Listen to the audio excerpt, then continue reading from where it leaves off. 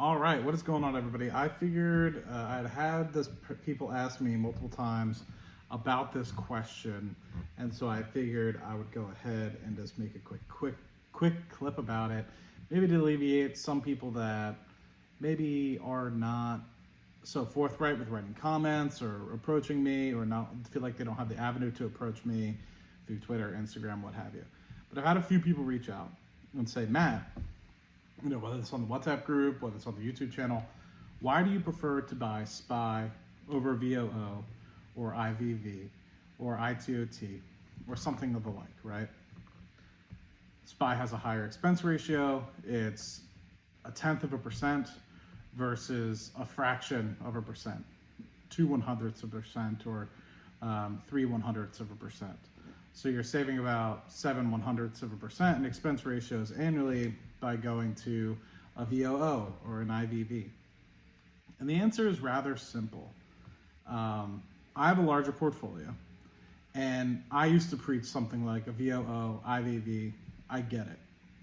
For those of the folks that don't have the ability to get 100 shares and do covered calls, I can understand wholeheartedly why a VOO and IVV would be preferred. And in fact, if you don't write options at all and you don't have that sort of will or anything of the like, I suggest you stick with those due to the lower expense ratios. But for me, I know that my capability to make over 0.07% up in covered call income by using SPY is just easier. And why do I say that?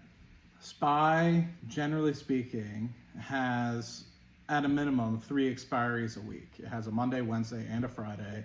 So you could write weeklies, you could write monthlies, you could even write interweeklies. So the flexibility of the expiration dates coupled with the amount of strike prices that you get on the SPY comparatively to something like a VOO, an IVV, is just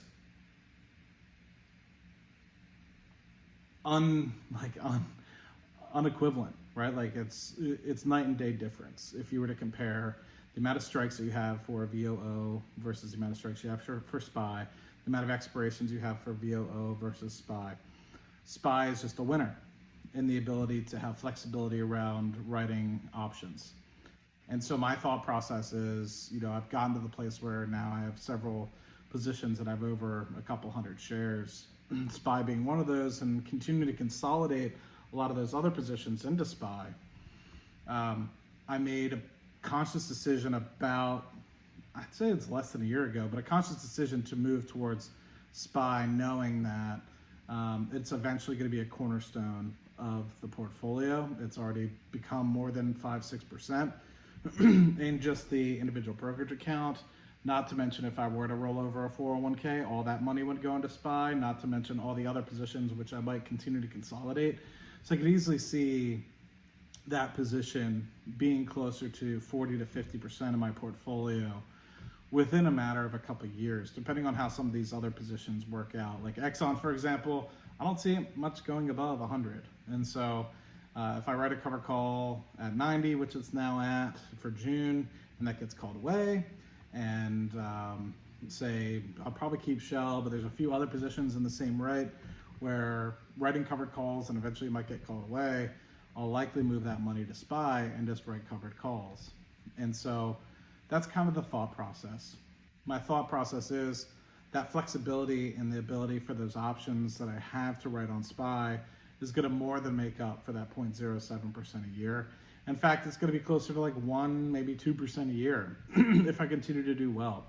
I generally hang out at the 5 to 3 delta on a weekly basis.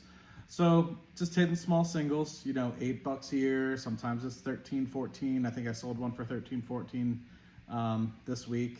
So, you're hitting small numbers here, but that $8 to $14 a week really adds up, especially if you're able to be consistent with it while staying very far out of the money. You're really helping the golden goose lay some eggs, right? And so that's kind of where I'm at, is being able to do that incorporate that into my strategy will just not necessarily make loads of money, but a small 1 to 2% here or there, and it can also help supplement the income that I'm getting.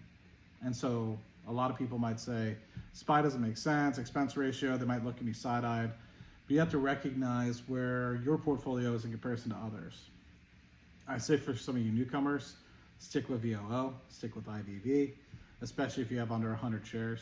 But if you do ever intend to get to the place where you're gonna have $100,000, $200,000 in SPY and more than 100 shares, and it's gonna be a cornerstone of your portfolio, think about it, because by the time you get to the place where you have 50 grand in say VOO and you wanna transfer it, then you're gonna have to sell, and then you're gonna have to come up with money for taxes because of the capital gains, and it's just a headache, right? So I made the conscious decision thinking about it within the last 12 months, and I was moving some money around, and so that's where I kind of ended up. And yeah, I think it's the same. Same thing with QQQ and QQQM, right? If you don't ever really plan on writing covered calls on QQQ versus QQQM, it's a 0.05% difference in expense ratio, but the ability to write options on QQQ versus QQQM is vastly different. And so it more, in my opinion, makes up for the difference. Being very conservative on the Qs, being able to make up a 0.05% expense ratio difference.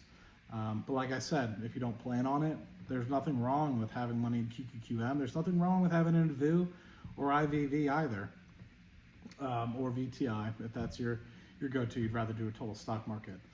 But once again, comes back to your perspective and what you're trying to achieve with your portfolio. So anyway, a couple people had asked the question, and so I thought it'd be prudent for me to go ahead and just explain it to you guys.